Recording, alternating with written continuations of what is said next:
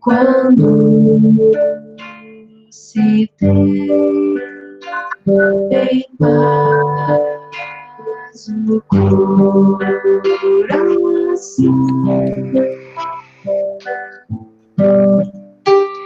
você como eu quer também feliz, aprenda essa lição. Quando se aborrecer, leve o seu pensamento a Deus, nosso Senhor.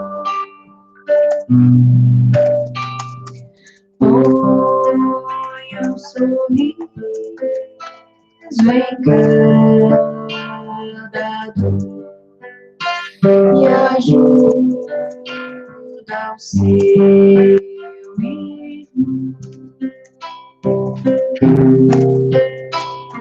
Somente assim é que você verá como é bom então viver. Quando se tem a paz, o amor e Deus no coração.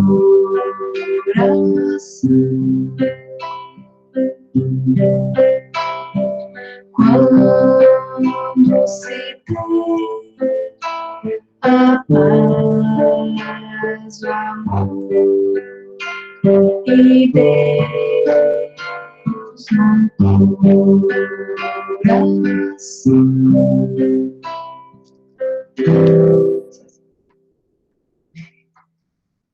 Vamos seguir nos 30 aqui.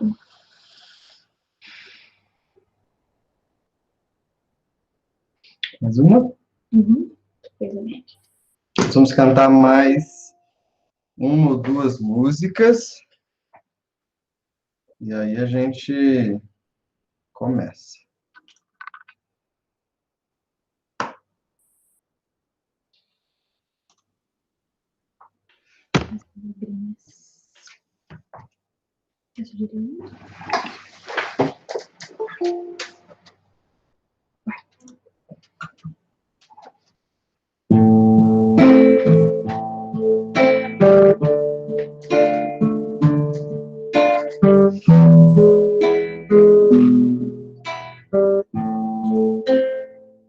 Quem foi que disse que a vida não é bela? Abre a janela do seu coração. Divise ao longe quanta beleza, a natureza sublime perfeição. Não murmures tanto, vem enxugar o pranto. Há tanta gente que precisa de você. Como se vê, sofre os meus, sofre os seus.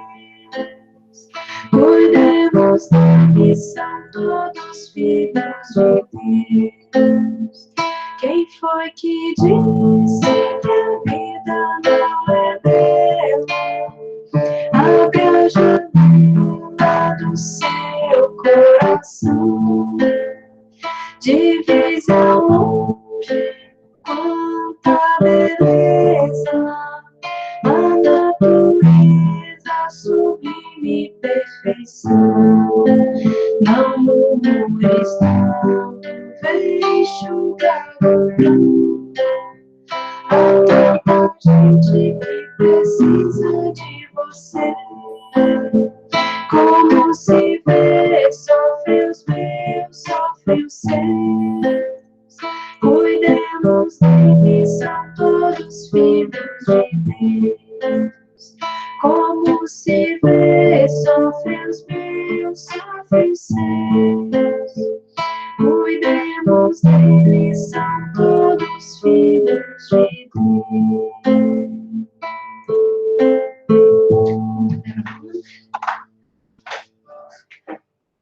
Mais um. Vamos cantar mais uma música, pessoal. Ele veio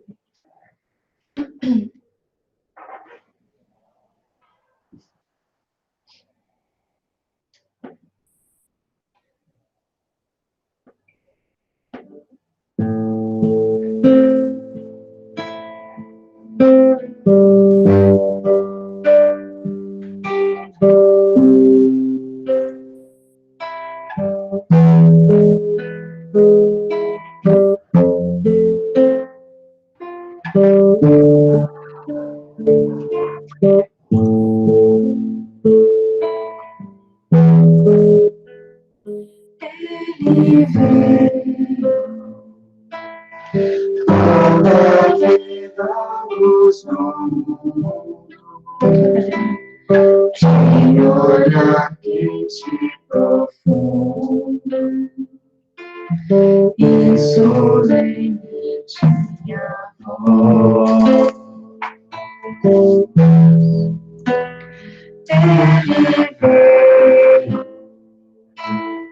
mãos vazias, desarmadas, nem escudos, nem espadas, só amor dos nossos. Toda noite sem estrelas, Ele ilumina, e as nuvens mais escuras Ele desfaz. Ele veio e agitou a nossa alma e tirou a nossa calma, mas nos trouxe a sua paz, mas nos trouxe a sua paz, mas nos trouxe a sua paz.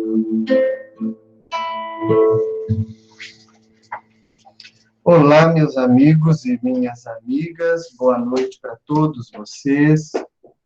Nós estamos ensaiando esse método novo de fazer a reunião, né? Que é através dessa ferramenta do Google.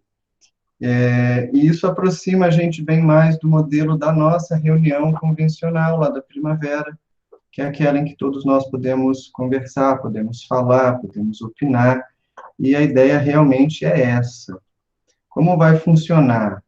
Né? Nós temos 28 pessoas aqui conosco, eu não vou citar o nome de todas, né? Mas sejam bem-vindos e bem-vindas, bem-vindas e bem-vindos, e a nossa ideia é que possamos fazer o estudo conjuntamente. E nessa semana, o nosso mediador, que vai conduzir as primeiras reflexões e vai dar um pouquinho a direção para a gente, é o Humberto. E, na medida que ele for conduzindo com a gente o estudo, e que a gente for também opinando, porque a ideia é que seja parecida com a reunião de sexta, caso você queira falar, você destrava o seu microfone, faz sinal de que vai falar, né, começa, e a gente vai tecendo essa teia juntos. É interessante que vocês mantenham o microfone de vocês desligados quando não estiverem falando, porque dá eco, isso pode atrapalhar a qualidade da reunião, tá? Eu vou ficar de olho aqui, caso alguém entre e não desligue o microfone, saibam que eu vou desligar o microfone de vocês por esse princípio. Se queira falar, você vai, assume a fala e a gente vai costurando isso juntos. A partir de amanhã, creio eu, talvez até hoje, vamos ver o que o tempo nos permite, essa reunião já vai estar disponível no YouTube. Então, as pessoas vão poder continuar assistindo no canal da Primavera, mas para a gente tentar resgatar essa possibilidade de contato, a gente vai tentar essa ferramenta dessa vez, tá bom? Vamos fazer uma prece, já que nós estamos juntos. E em seguida, Humberto já começa a falar com a gente. Pai do céu, na grande estrutura da vida que nos cerca, buscamos aperfeiçoar a visão, de modo a compreender a parte que nos cabe na obra da criação. Afasta de nós toda a prática religiosa que funcione porventura como sedativo, analgésico para a nossa caminhada. Permite que assumamos uma postura ativa diante das realidades do espírito, combatendo a ignorância, combatendo a ilusão, combatendo o medo, a indiferença, e dessa forma, sejamos capazes de organizar no mundo um espaço mais justo, mais equilibrado e mais feliz. Todos reunidos, nesta sexta-feira, nós pedimos ordem e licença para iniciar a reunião de hoje da nossa primavera. Que assim seja. Meu amigo Humberto, a palavra está com você. Boa noite, amigos, tudo bem? Bom, o nosso tema de hoje, do debate, que a gente pensou esse formato um pouco diferente para também aproveitar até o recurso que a gente tem aqui de todo mundo poder se expor um pouco, todo mundo poder colocar para fora aquilo que vem pensando, que vem amadurecendo a respeito da doutrina espírita. Então, a gente não queria fazer uma exposição muito longa. Eu vou fazer uma exposição de 3 minutos. Se eu estourar o tempo, alguém me alerte, me pare. E o debate hoje ele vai ser mediado só através de perguntas. Eu não vou dar nenhuma resposta, tá? Então, a primeira pergunta, a pergunta que é o tema do estudo de hoje, do debate de hoje, é: existe espírita não praticante? É óbvio que é uma provocação, né? É uma tentativa assim de forçar as pessoas a proporem respostas para essa questão. E seria interessante que surgissem múltiplas respostas, que a gente pudesse tentar levantar o máximo de base possível para uma resposta grande e longa e complexa a essa questão. Então, essa é a primeira colocação que eu queria fazer. Eu queria que todo mundo já instintivamente, com base naquilo que pensa e sabe sobre a doutrina espírita, sobre o movimento espírita, diga o que acha dessa proposta. É possível ser espírita não praticante? Bom, só para a gente apimentar um pouco a reflexão, eu queria fazer um contraponto com a tradição cristã. Na tradição cristã, a gente vai observar o seguinte: num primeiro momento, onde só existia a Igreja Católica, ali antes da Reforma, nós tínhamos as pessoas que se dedicavam à vida religiosa, que eram profundamente religiosos, e os cristãos sociais, digamos assim, não praticantes, que iam lá receber os sacramentos e aquilo ali era suficiente. E dentro da vida cristã propriamente dita, dentro daqueles que se consideravam cristãos, nós tínhamos 2 grupos. a vida ativa e a vida contemplativa, aqueles que achavam que tinham que fazer algo para a promoção do reino de Deus, para a transformação da terra, e aqueles que achavam que o ideal seria uma vida mais de Maria do que de Marta, ali para fazer a comparação, a analogia com Betânia. Então, o que vocês acham? Queria que as pessoas começassem a se inscrever já a partir de agora mesmo, para responder essa questão.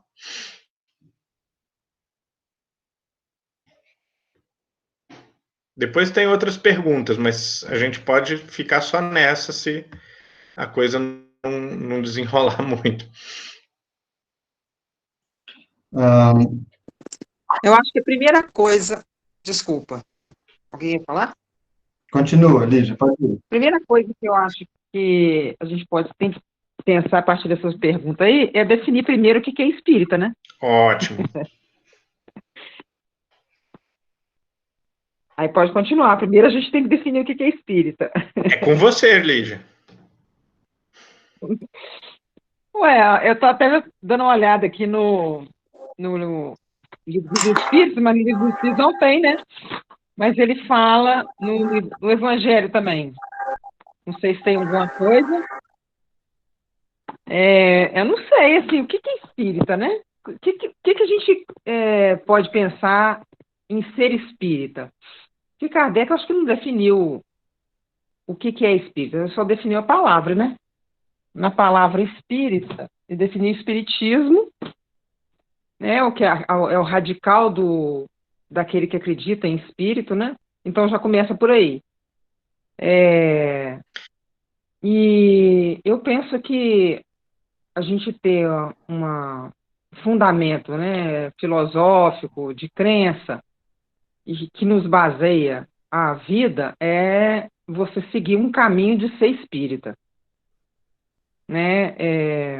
Então, eu penso que a gente primeiro tem que entender o nosso comportamento e as nossas atitudes, os nossos pensamentos, as nossas crenças, como sendo mais próximo possível do que a gente entende como sendo espírita, né? E aí a gente tem que se basear em obras, né? Obras de estudo, né? Obras que já estão consolidadas, né? Então, é isso aí. Acho que para começar, a gente pode passar a palavra, porque tem muita gente aí que pode falar, né?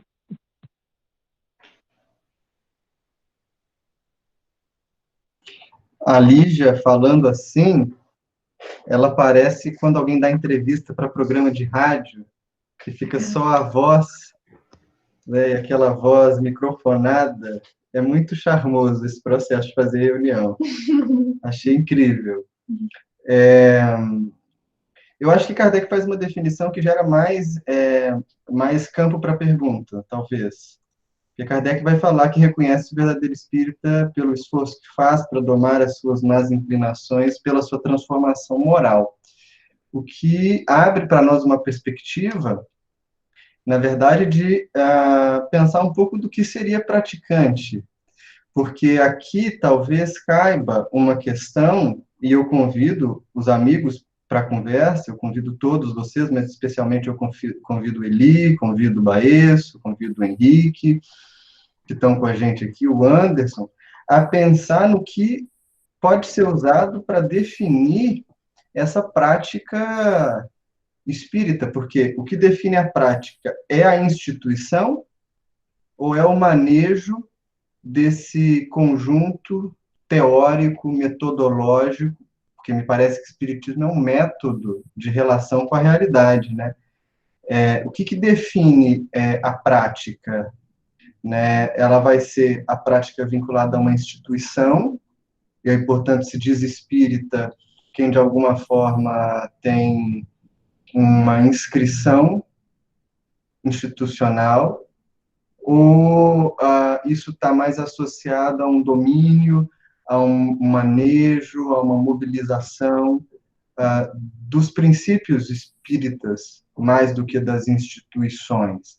Porque me parece que talvez aí exista um labirinto, qual seja, sem estar numa comunidade de prática, é possível dizer da nossa prática com muita segurança, já que a gente não tem esse padrão uns dos outros, para a gente poder se espelhar?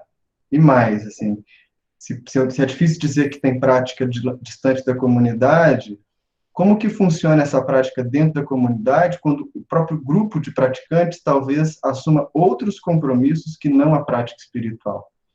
Então, eu acho que eu trouxe mais questões aí para a conversa. Vinícius, boa noite para todo mundo aí. Deixa eu dar minha contribuição aqui. Muito bom estar com vocês, tá certo? Quando você define que o espírita é aquele pela transformação moral, você já está qualificando o espírita, já está dando uma qualificação, que é o verdadeiro espírita, que Allan Kardec usa essa expressão. Mas, na verdade, o conceito de espírita que Kardec apresenta, ele decepciona bastante. Porque para Kardec, espírita é todo aquele que crê na existência dos espíritos e na sua manifestação entre os homens. Apenas isso. Essa definição ele apresenta em vários momentos, inclusive no que é o espiritismo. Allan Kardec admitia que o indivíduo pudesse ser espírita até mesmo sem acreditar na reencarnação. Ele considerava os norte-americanos espiritualistas como espíritas. Então, para Allan Kardec, espírita basta crer na existência dos espíritos e na sua manifestação entre os homens. Por isso que ele dizia que o indivíduo pode ser budista espírita, judeu espírita, católico espírita, protestante espírita. Então, o espiritismo para Kardec era uma crença. Agora, aí depois ele desenvolve isso, espírita imperfeito, espírita exaltado, espírita sem o saber e o verdadeiro espírita, que é esse que você colocou, ou espírita cristão. É aquele que se vale desse conhecimento para aplicá-lo à sua vida.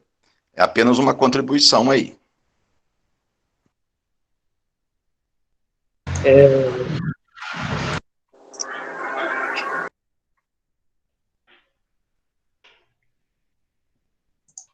Olá. Fala Henrique. Eli. Boa noite a todos. Eli. Tudo bom? Também, rapidamente, eu acho que antes da gente buscar uma definição de espírita, a gente precisa ter uma definição do que é o espiritismo. Porque cada pessoa que você perguntar vai dar uma definição. Da mesma forma que se a gente perguntar a diversas pessoas na rua o que é psicologia, cada um vai dar uma definição. Se perguntar o que é filosofia, cada um vai dar uma definição.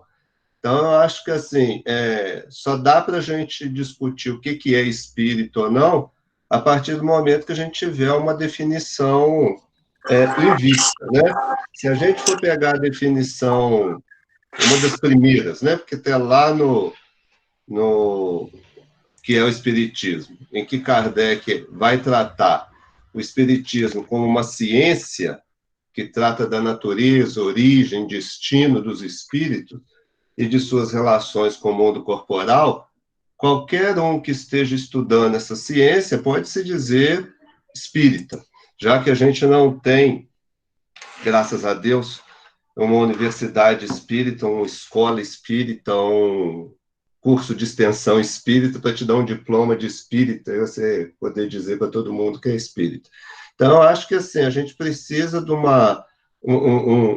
pelo menos uma tábua rasa para dizer o que é espiritismo, para poder definir o que é um espírito ou não.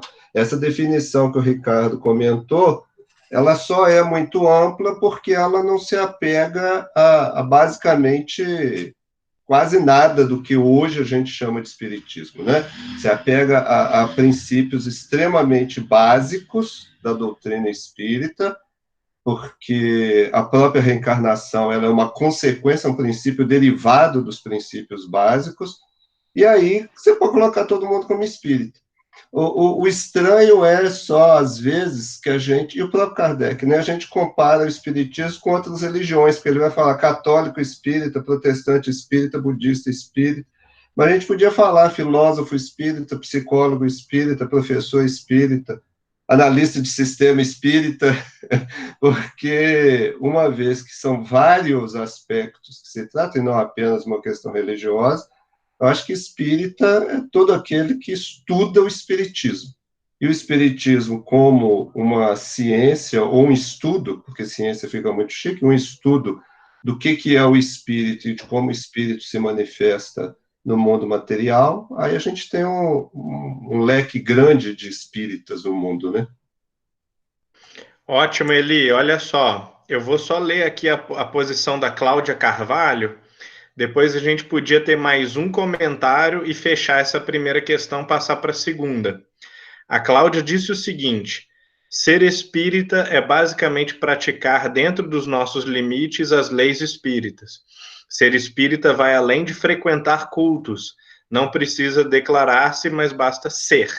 Difícil definir, mas se conhece mais pelos seus atos. Então, uma definição aí um pouco próxima do Eli, né? Sendo que é interessante que o Eli também enfatizou a questão do estudo, né? Estudar essa ciência, que seria o espiritismo ou a doutrina espírita. Alguém teria mais um comentário? Henrique, você queria dizer alguma coisa? Boa noite, Humberto. Boa noite, todo mundo. A pergunta inicial era se existe espírita não praticante. Então, nós caminhamos primeiro para pensar o que seria o espírita, e depois ele propôs para pensarmos o que seria o espiritismo. E para pensar nessas duas palavrinhas, né, nesses dois conceitos, eu colocaria aí na nossa discussão o papel das instituições. Eu acho que mais do que sermos seres sociais, nós somos seres institucionais, né? Nós baseamos a nossa personalidade, ou talvez a nossa identidade, através das instituições que frequentamos. Uma vez que frequentamos o trabalho, frequentamos ambientes sociais, né? E agora a gente pensa também na casa espírita como uma instituição. Então, o espírita hoje não é aquele espírita de Kardec, uma vez que os centros espíritas hoje não são também como as sociedades espíritas de Paris. Então, assim, pensar no espírita e pensar no espiritismo transpassa pensar o centro espírita, né? Perpassa a ideia da instituição. Então, eu só queria trazer esse ponto também, de mais do que pensar no espiritismo e pensar no espírita, é pensar naquilo que o acolhe, né? Que é a casa espírita, né? Uma vez que a gente pode admitir que existem espíritas que não frequentam casas espíritas, a gente talvez chegaria a uma possível resposta dessa primeira pergunta. Porque é mais ou menos isso que eu trouxe, né? E queria só para a gente tentar, assim, afunilar um pouco, então, a diversidade aqui das reações, muitas pessoas sentiram, eu acho que é uma forma muito boa de começar, sentiram que a resposta para é possível haver espírita não praticante tem a ver também com a questão o que é ser espírita. E foram levantadas algumas questões aqui, né? Eu queria só lembrar mais algumas que talvez não sejam exatamente, assim, conceitos que Kardec oferece, ou que os espíritos oferecem sobre o que é ser espírita, mas que chegam bem perto, ou tangenciam aquilo que se espera do espírita. Né? Tem aquele trecho da introdução do Livro dos Espíritos, Kardec diz assim, um médico leva tantos anos, 8 anos para se formar, uma coisa assim, um sábio leva 20 anos para se formar, e como quereis adquirir em algumas horas a ciência do infinito, né? Não sei se vocês lembram dessa passagem. Então, quer dizer, ele identifica o espiritismo como a ciência do infinito. Então, acho que é legal a gente colocar o peso desse termo sobre os ombros, sentir, né, qual que é o peso, e imaginar o que implica exatamente ser espírita. Se espírita é uma coisa realizável de um momento para outro, é um projeto de muito tempo, de muitas encarnações. Um outro ponto interessante é aquela recomendação clássica, né? Espíritas, amai-vos, esse é o primeiro mandamento, instruí-vos, esse é o segundo. Então, também são recomendações bem práticas, e os dois pontos, assim como os que vocês mesmos já levantaram, eles fazem referência a essa importância de se levar a doutrina a sério, de se levar a sério o estudo dos fenômenos espirituais ou mediúnicos, o intercâmbio com os desencarnados e o estudo, a análise das ideias dos desencarnados e da consequente doutrina dos espíritos. Então, acho que isso é uma boa forma de a gente começar. Mas depois vamos deixar o conceito de espírita um pouco para trás, para a gente também não ficar muito derrapando nele, e vamos voltar à questão, né? Considerando que espiritismo, o ser espírita, é mais ou menos isso, é possível ser espírita não praticante? Ser um espírita que acompanha um movimento ou que recebe uma doutrina só?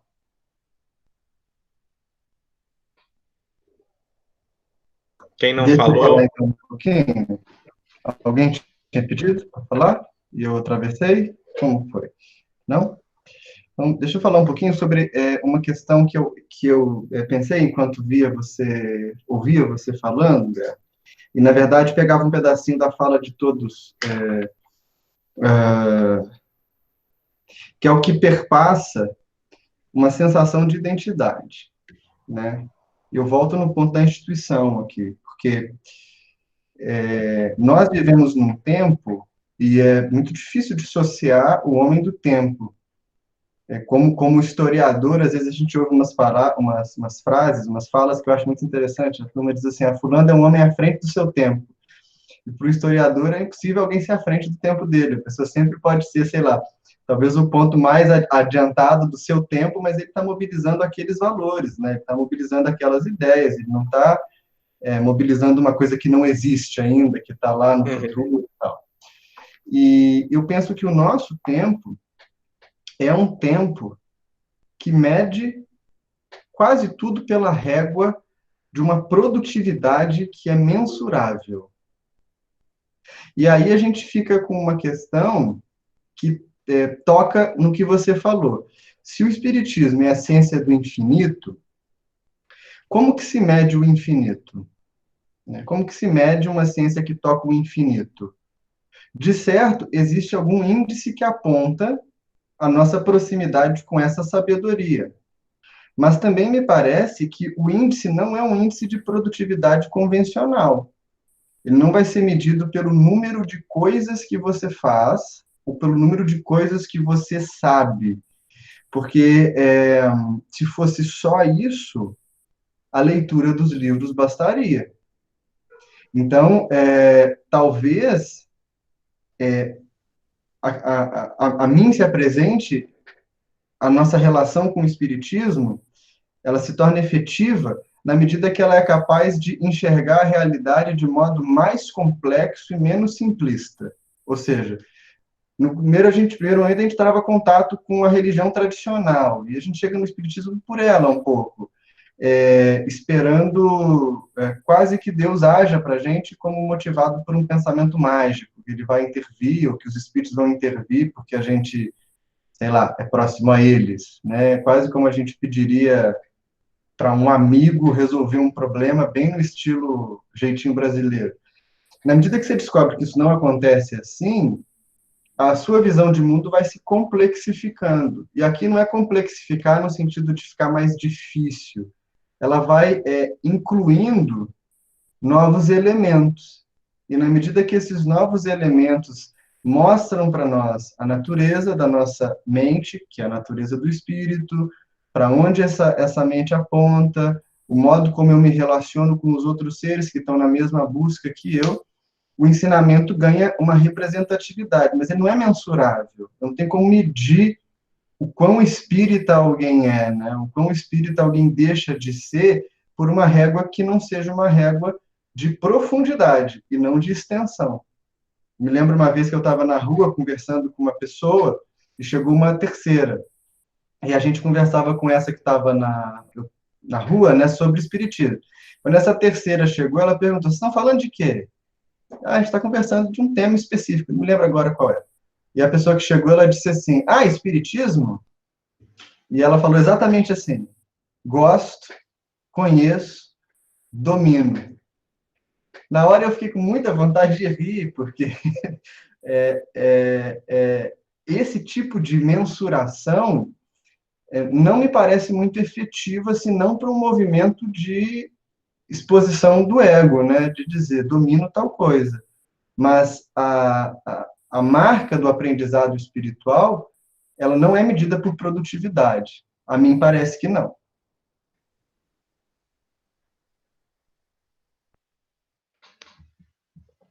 Alguém quer acrescentar um ponto? Eu vou só ler aqui o comentário da Raquel, tá?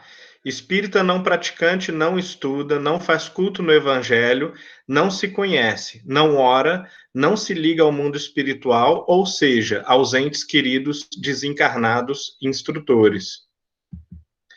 Quer dizer, quando a gente lê isso, eu acho que eu conheço alguns espíritas não praticantes. Eu acho que é possível existir, né? O sujeito que se sente de alguma maneira socialmente ligado a um movimento ou que ele apoia ou ele tem convicção em algumas crenças, alguns postulados básicos do espiritismo, mas ele de nenhuma maneira ele age como espírita ou tenta sustentar práticas espíritas, por assim dizer, né? Um outro tema que surgiu, que acho que é uma boa hora para a gente passar já para um segundo ponto, é em que medida ser espírita ou ser um espírita praticante, se a gente puder usar esse termo, tem a ver com o lugar, uma filiação a uma instituição qualquer, tá? E aqui, obviamente, não fazendo a crítica às instituições e muito menos a dedicação às instituições, né? Até porque todos nós fazemos parte de instituições, alguns desde sempre, outros recentemente, a maioria com muita devoção, muita dedicação, mas não obstante, a gente sente que existe uma lacuna, um corte que separa a participação institucional no movimento espírita e o ser espírita, que pode, inclusive, consistir em outras práticas que não tem nada a ver com participar de uma instituição, ou de um movimento federativo, ou sequer de um centro espírita. O que vocês acham sobre isso? Você está falando aí, eu estou fazendo uma ligação aqui, o que é ser um praticante? Né?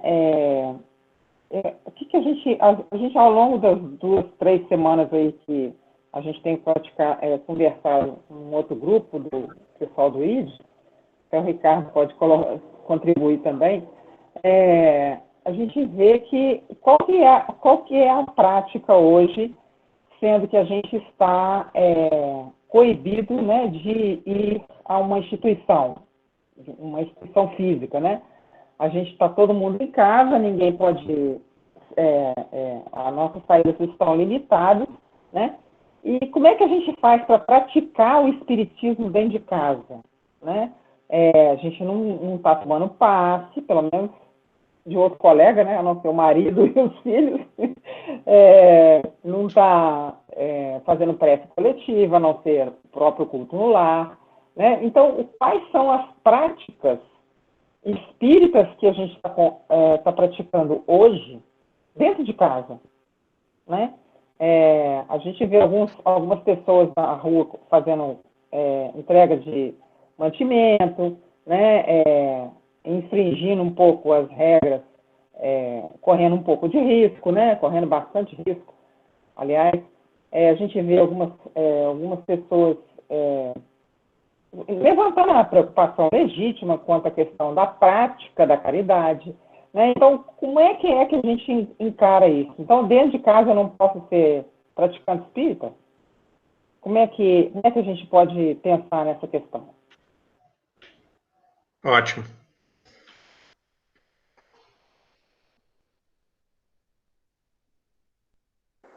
Eu juro que eu nem tinha feito. Pode falar. Humberto, é porque na minha primeira fala eu falei da instituição, né? E aí já demonstrou a minha importância em pensar o espiritismo e a instituição.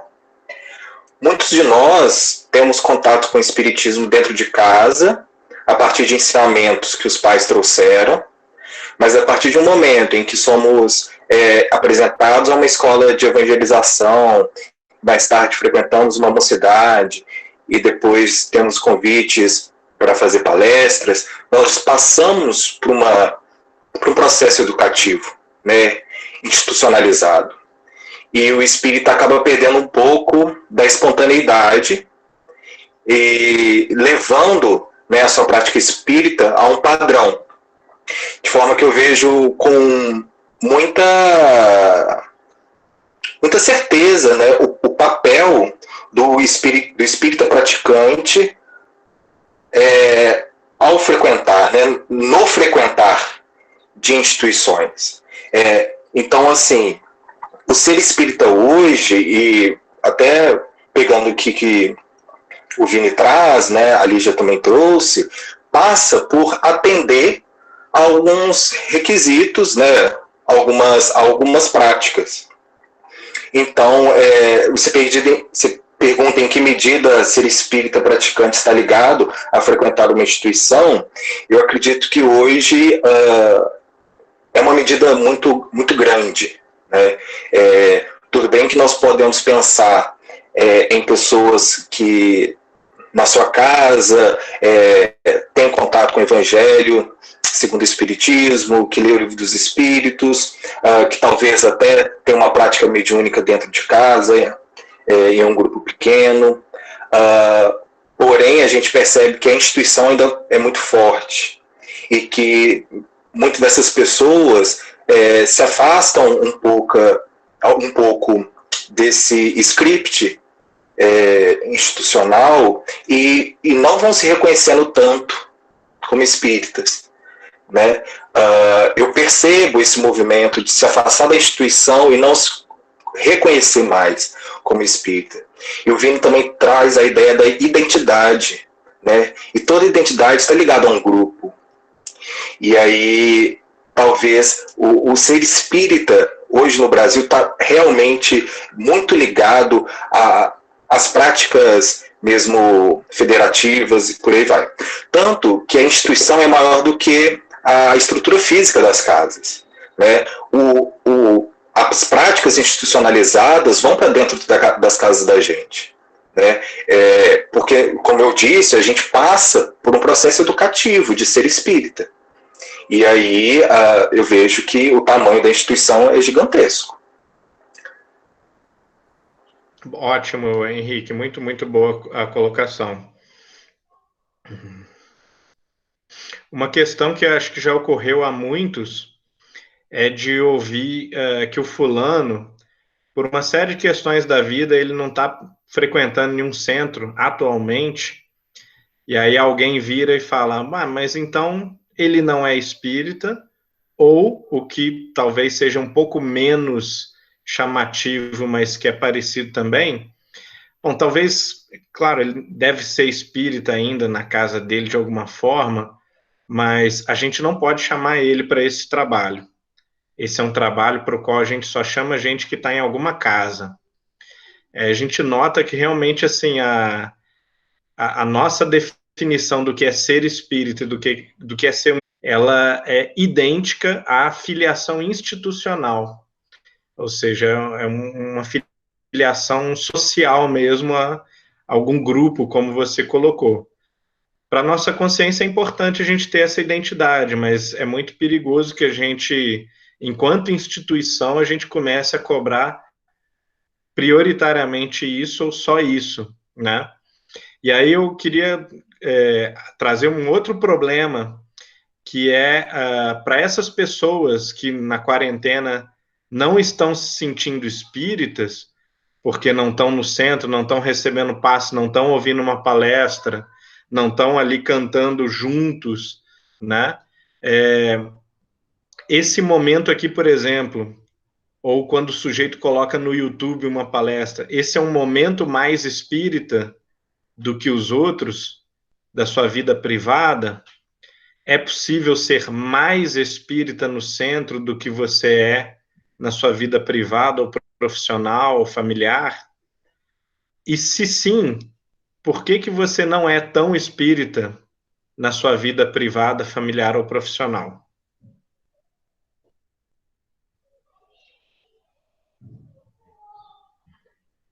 Quem não falou aí? Humberto, eu acho que... Pode? Sim. Eu acho que a gente tem muito daquela coisa de...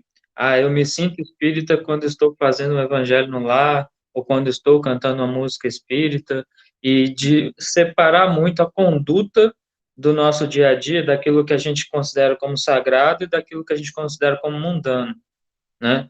E aí a gente só se torna espírita nos momentos em que a gente está seguindo ao pé da letra aquilo que a gente está lendo no Evangelho ou aquilo que a gente considera como sagrado. Trazendo um pouco para as outras perguntas, a primeira pergunta me lembrou, inclusive, assim, por que que essa pergunta precisa existir, né? Por que que a gente se pergunta se existe espírita não praticante? Porque em algum momento o IBGE bateu na porta de alguém para perguntar qual é a sua religião. A pessoa se sente obrigada a ter uma religião, a externar uma fé, e ela se diz, eu acredito nos preceitos espíritas. E aí depois ela para e pensa, opa, mas eu não frequento nenhuma instituição. E aí ela fala, então eu sou espírita não praticante, ou católico não praticante. Foi mais ou menos de onde surgiu o termo. Mas, e aí? Me remete àquilo que eu estava colocando. Quer dizer, ser espírita ou ser católico é frequentar alguma coisa ou expressar um rito, assim, eu posso acreditar em conceitos espíritas e ter uma atitude espírita, mesmo não frequentando uma instituição espírita, e sim uma outra instituição religiosa? Por que não? Assim, se eu, por exemplo, enquanto evangélico, efetivamente vivenciar a caridade e os preceitos que foram colocados por Kardec como homem de bem, eu não vou estar tendo uma atitude que é considerada entre aspas, de um espírita praticante. Então, e como você falou da questão de, não estou na instituição, não podemos chamar ele. Eu não tenho como julgar, né? Não tenho como vigiar o que o outro está fazendo para ver se aquela atitude dele, de fato, é a atitude de um espírito.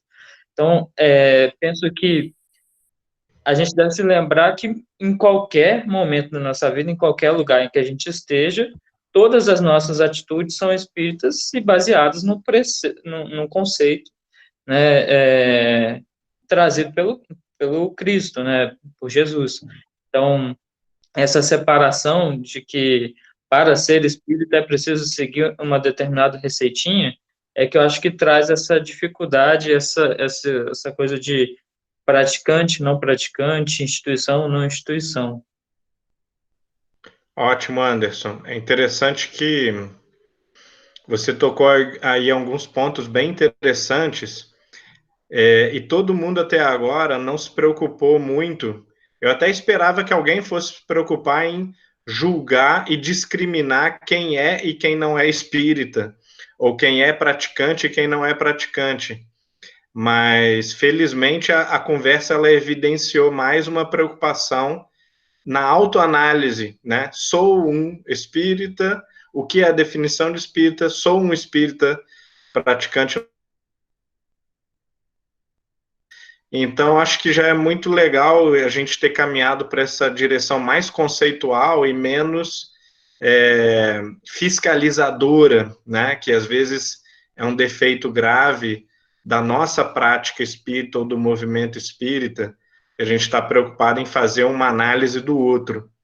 Um outro problema também que me ocorreu agora, eu já tinha pensado sobre isso, mas isso retorna sempre que a gente, até pelo modelo que a gente escolheu na primavera, né, de não privilegiar a palestra, e sim uma mesa que divide opiniões e posições sobre o problema, me ocorreu que, para muitas pessoas, o espiritismo ele está muito ligado também ao formato institucional em que a doutrina ela é comunicada, não necessariamente nenhuma relação com a doutrina, mas a palestra em si, ou o livro, o grupo de estudo, né, os formatos em que a doutrina ela geralmente é comunicada, esses formatos acabam virando a definição do que é espiritismo.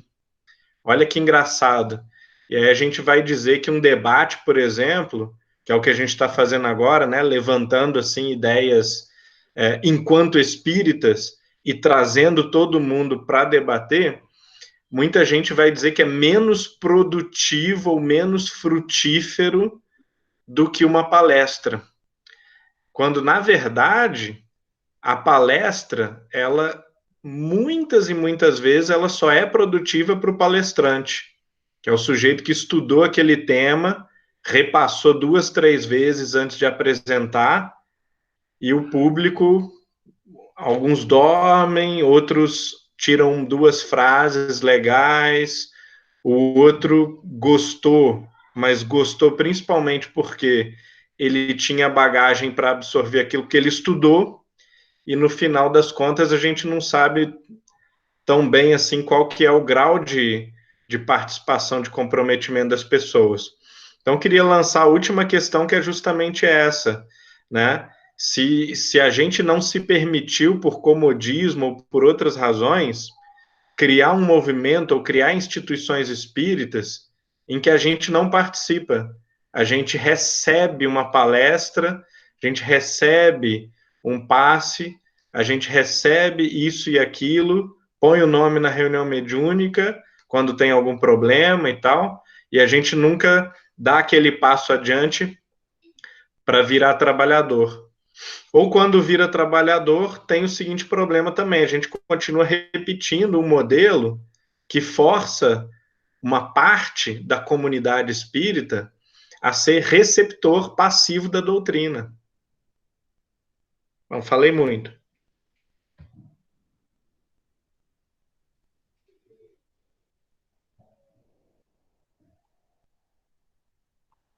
Ninguém, gente? Oi? Parece que tem no chat algum comentário, Humberto. A Raquel novamente. Deixa eu fazer um comentário, então, também.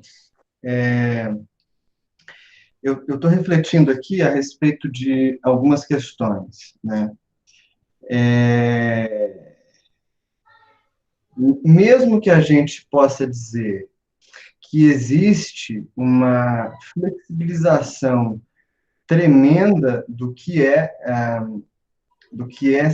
o reconhecer-se espírita, a partir do momento que a gente cria uma célula, que essa célula tem uma rotina, e que essa rotina, de certo modo, estabelece, e alguns espíritas não vão gostar disso, né? Mas estabelece um rito de prática, nós somos uma comunidade de prática, né? E essa comunidade, ela precisa se reconhecer de alguma forma nos seus membros. Os seus membros precisam se identificar. O que me parece um desafio para o nosso sistema atual é a ideia de que talvez seja a estrutura o que define um espírita. E, de certo, a gente tem vários índices que vão funcionar para isso. A gente tem índices que são cursos básicos formadores, a gente tem índices que são frequências em tais ou quais reuniões, a gente tem índices que algumas casas vão exigir que o indivíduo, para ser membro, colabore financeiramente com um recurso previamente estipulado, de um valor fixo. Esses índices de caráter mundanos, porque são todos mundanos, né? Nenhum deles é de ordem íntima, eles não são necessariamente ruins. Eles vão se adaptar e vão se expressar conforme a realidade daquele grupo. O que parece perigoso é quando eles se tornam maiores e preponderantes em relação a outros índices que são de ordem espiritual e mais intimista. Uma sensação de pertencimento, familiaridade, sentir-se acolhido, ter espaço para fala e ter espaço de escuta oferecido aos membros da comunidade. Porque me parece que, em algum grau, a casa espírita é um grande laboratório de espiritualidade. Há uma construção que é feita no budismo e é fantástica, porque como se divide o processo, né, assim, as instâncias de sabedoria que detêm a sabedoria no budismo. O Buda, que estaria para nós como Cristo, né, a expressão iluminada do ser, o Dharma, que é o ensinamento, o texto, a teoria, e a gente tem aí uma vasta teoria espírita, temos o Evangelho, temos livros espíritas, e tem a Sangha, que é parte das joias, né, dos tesouros da prática budista. E o que é a Sangha? É a comunidade de prática, que é esse laboratório onde os praticantes vão fazer com que esse circuito ele feche, o circuito da crença se feche, ou seja, eu vislumbro a iluminação, eu conheço a teoria e a comunidade de prática é o primeiro lugar, é a antessala do mundo, vamos dizer assim, onde a gente tenta praticar aquelas coisas. Então, é muito importante que a gente possa se reconhecer como membros dessa família, de alguma forma, e o grupo tem um papel muito, muito, muito importante. A gente até trocou umas mensagens no chat, o Ricardo, eu e tal, a Adri também falou. É muito importante se sentir parte de um grupo, porque, assim como a nossa casa é o lugar para onde a gente volta quando as coisas dão errado, né? Ou o lugar para onde a gente vai quando quer comemorar uma conquista, a casa espírita ela vai ocupar esse espaço de ser aquele lugar onde eu vou quando meu coração está triste, ou onde eu vou quando eu estou feliz e quero partilhar uma alegria. Então, me parece que o ajuste do tempo presente é o esforço que a gente tenta fazer na primavera, e que várias outras casas, Brasil afora, estão fazendo também, né? Não é uma conquista só nossa. É um esforço de entender que a institucionalidade ela tem o seu papel, mas ele nunca pode ser maior do que o papel do reconhecimento afetivo, da identidade espiritual daquele grupo que está escolhendo junto, né? Ou seja, coletivamente enfrentar cada um as suas tribulações. Então, é preciso que se tenham índices, é preciso que se tenham indicativos, que se tenham mínimas questões que normatizem a vida de uma comunidade, uma vez que a gente pensa que a comunidade precisa existir, né? Afinal, todos aqui somos membros de uma comunidade. Mas é fundamental também que esses índices eles sejam sempre menores diante daquilo que nos caracteriza a natureza, o afeto, a amizade, a fraternidade, o companheirismo, a predisposição ao perdão, a tolerância, a construção conjunta, ou seja, porque isso respeita no indivíduo a sua subjetividade. Quando a instituição tem uma voz muito alta, muito grande, ela vai exigir que os seres sejam formatadamente iguais. Então, todos têm que passar pelo mesmo trajeto. E aí surgem umas distorções que são minimamente bizarras. Companheiros que têm uma trajetória de uma vida de trabalho na casa espírita e quando mudam de instituição são obrigados a fazer o ESD de novo. Porque a instituição exige o título isso é um processo estúpido, né? É simplesmente gasto de tempo, quando o tempo é algo tão precioso. Então, quando a gente percebe que é o vínculo do afeto que produz o laço da prática espiritual, a subjetividade aparece. E é a subjetividade que faz a gente progredir. É a subjetividade que faz a gente caminhar. É isso aí, gente. Tá na nossa hora, não tá? Podemos passar um pouquinho, se você quiser, e se alguém quiser complementar mais algumas coisas. Ótimo. Então, se tiver alguém na fila, essa é a hora.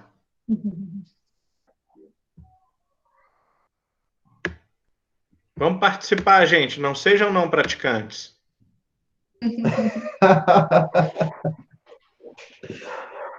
Vai ver, a turma está conhecendo hoje para falar na semana que vem. Diga, Michele. Alô?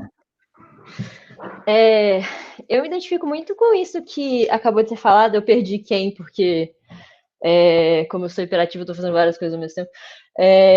Mas de que as pessoas são meio que barradas de participar do trabalho porque elas não participam, já estavam participando dessa instituição. Então você vê, tipo assim, uma burocracia muito grande em alguns centros espíritas para você poder contribuir, né, com o que você quer. Essa coisa de fazer o EJA, ou de você, às vezes, ser conhecido o suficiente pela direção da casa, ou pelas pessoas que estão organizando tudo, independente do domínio que você mostra, da doutrina, ou dos exemplos que você dá, porque simplesmente você ainda não se socializou o suficiente com aquelas pessoas e tal. Eu gostei do modelo aqui hoje, eu nunca tinha visto uma palestra aberta, assim, em Juiz de Fora, nos lugares que eu fui. Porque, não sei, porque as pessoas falam que não era o objetivo da palestra, ou porque as pessoas da palestra não têm nível suficiente para poder discutir, porque é a porta de entrada, mas eu acho que, assim, pelo menos o que me trouxe para o espiritismo foi essa abertura. Eu entrei pela mocidade, né? Então, tipo, é um modelo um pouco diferente. Mas eu acho que o que cativa as pessoas é a possibilidade de questionar, né? E quando isso é negado, eu acho que vira um pouco aquele modelo de missa, de ir por obrigação, ou então de ir porque sua família vai, etc.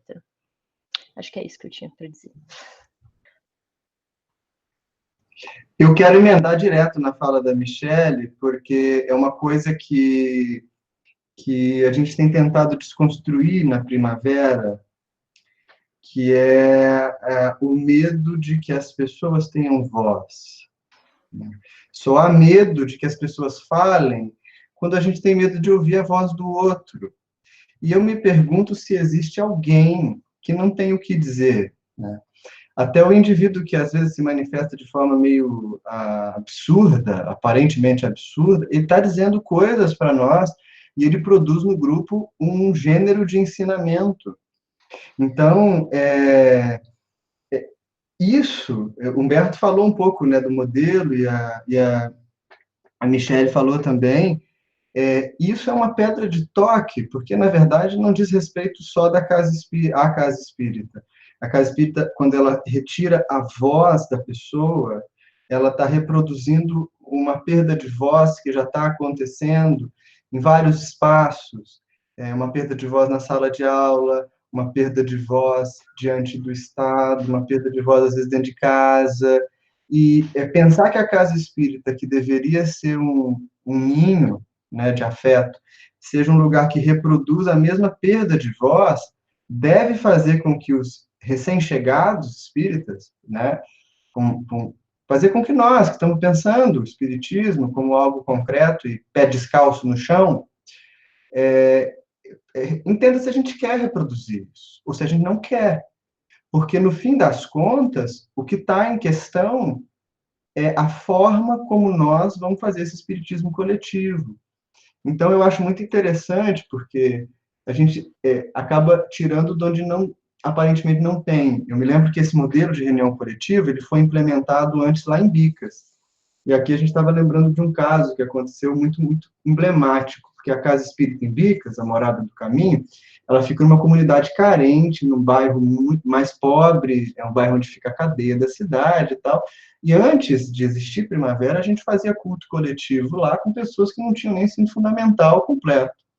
E um senhor que era caseiro de uma terra, ele ia todas as semanas na reunião. E numa das reuniões a gente estava discutindo sobre Deus. E ele fez um comentário, ele falava sempre, e se a gente deixasse, ele fazia palestra quase. E numa semana ele falou assim: o povo acha que a gente vem aqui, olha a sabedoria dele, o povo acha que a gente vem aqui para ver Deus. Deus a gente vê em todo lugar, uai. A gente vem aqui para ver uns aos outros. Olha que sabedoria, olha que reconhecimento do que é a casa espírita, do que é a relação, do que é esse processo de aprendizado. Então, garantir voz para as pessoas, garantir espaço para que as pessoas falem, garantir identidade para elas, passa um pouco por a gente pensar o espiritismo como ferramenta de transformação social.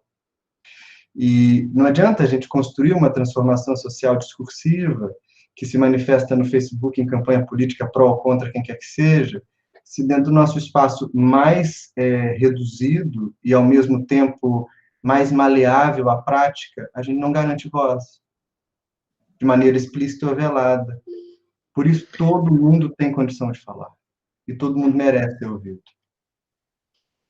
Isso é bastante bonito, isso, né, gente? Porque é a ideia de que eu, por exemplo, aqui, né, podia ter feito uma palestra, podia ter trazido um estudo mais amarradinho, e muita gente ia achar que isso é o que se espera da casa espírita e de uma reunião pública espírita.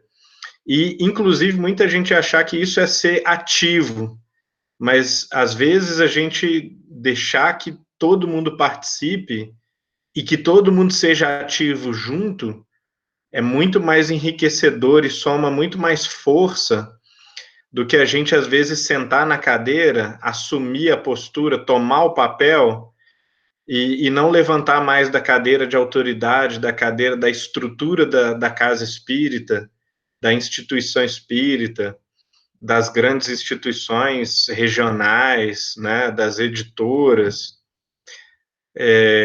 Eu também não queria, assim, continuar muito palestrando, justamente, né, mas essa é a mensagem de hoje, né, a mensagem de que o médico, ele não é médico porque ele pôs o jaleco, e quando ele tira o jaleco, ele não é mais médico, né? A gente sabe isso.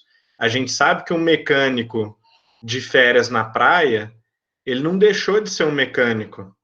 E numa emergência que aconteça ali do lado dele, a habilidade, a disposição, a boa vontade dele pode melhorar, pode transformar a vida de alguém.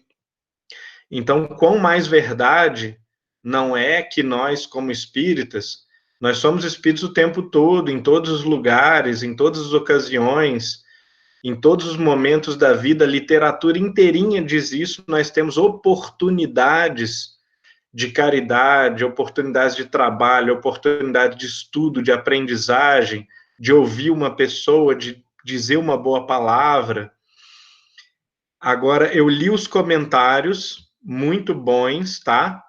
E eu não queria dar a impressão de que a gente não respondeu os comentários, mas respondendo, assim, vários de uma vez, a gente também aqui não queria dar a impressão da desimportância da instituição, tá, gente? Isso não é o tema de hoje. A instituição, ela sempre vai existir, ela é importantíssima, ela cumpre um papel específico, ela só não é aquilo que define se nós somos espíritas ou não somos espíritas, né? Isso não depende da instituição. Agora, um monte de coisas depende da instituição. Um monte de trabalhos extremamente meritórios e complexos só são possíveis se tiver 15 pessoas, 20 pessoas engajadas, se houver recurso material, se houver uma permissão legal. Então, a instituição é imprescindível, sempre vai existir, nunca vai desaparecer as associações, as agremiações, as instituições humanas. Agora, assim como o médico não é médico porque pôs o jaleco, o mecânico não é mecânico porque colocou o macacão, a gente precisa levar para a nossa instituição, para a nossa casa espírita, aquilo que nós já temos e já somos, para somar, para a gente trocar e conviver enquanto espíritas num espaço espírita, né? Se tiver alguém ainda com uma última palavra, acho que a gente tem um pouco de tempo, alguns segundos, mas essa era a proposta da reflexão de hoje.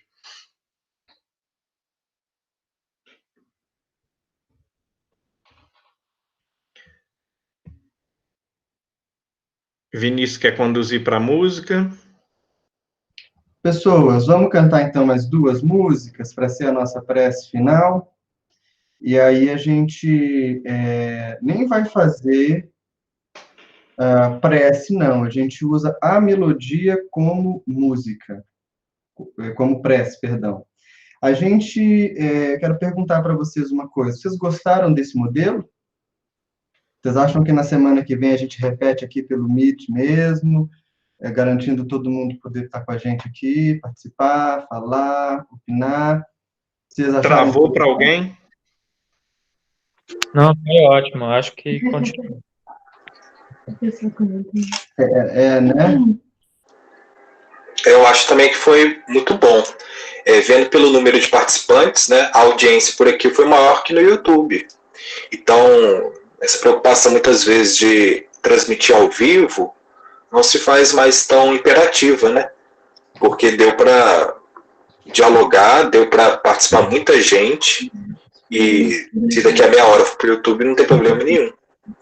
Né? Eu acho que valeu muito.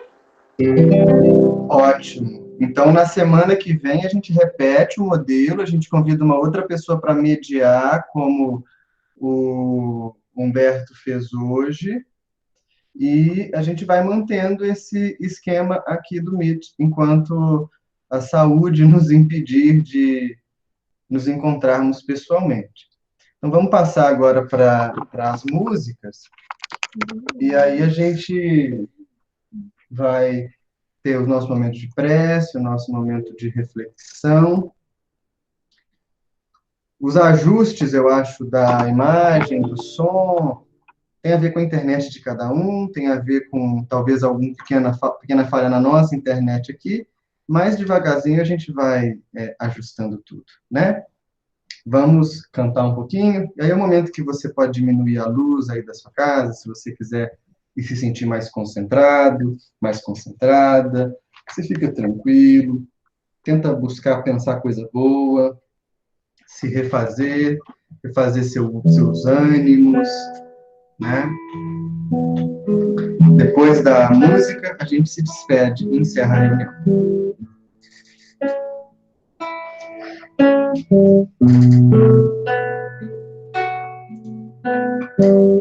De cada riso e dor, de cada espinho e flor, construa a casa do bem, Senhor, com que um novo andor, cada pedra do chão, construa o templo do coração a cada dia que vem, a cada dia que vai.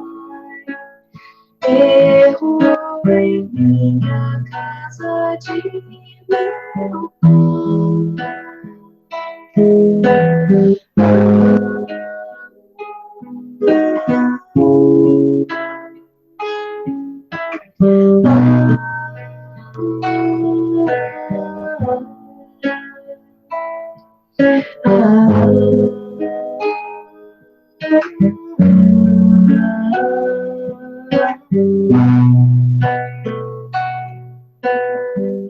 de cada riso e dor, de cada espinho e flor, construa a casa do bem, Senhor, com que o mundo abandonou cada pedra no chão, construa o templo do coração a cada dia que vem, a cada dia que vai.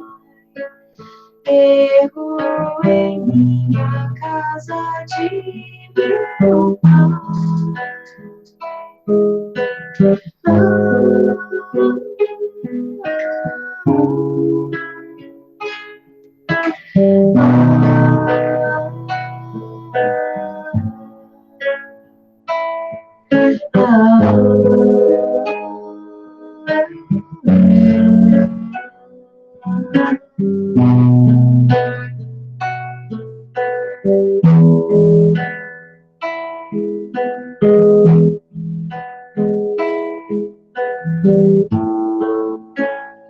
Erro em minha casa de meu pai.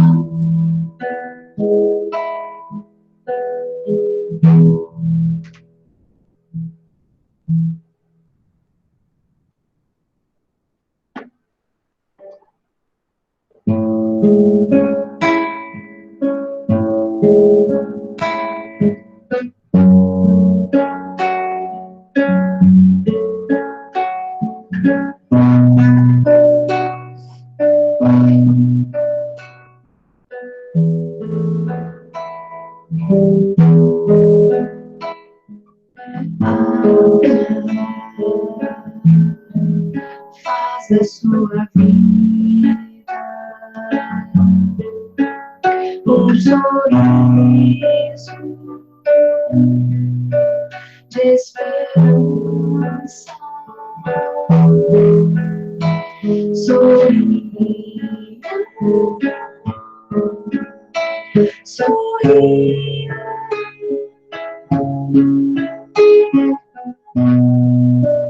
E alegra aqueles que apenas têm lágrimas de dor para mostrar. E com a sua voz segue em frente os caminhos e canta, e canta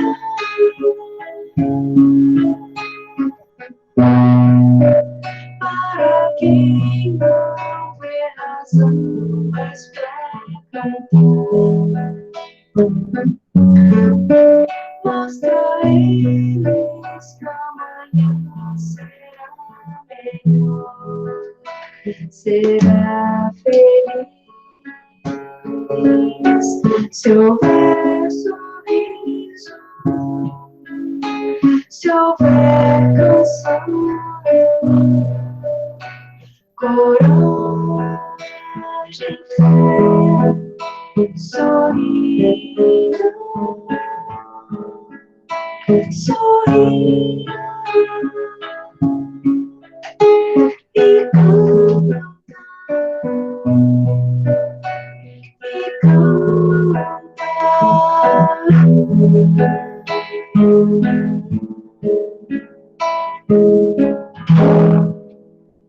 Amigos, nós encerramos então a reunião de hoje.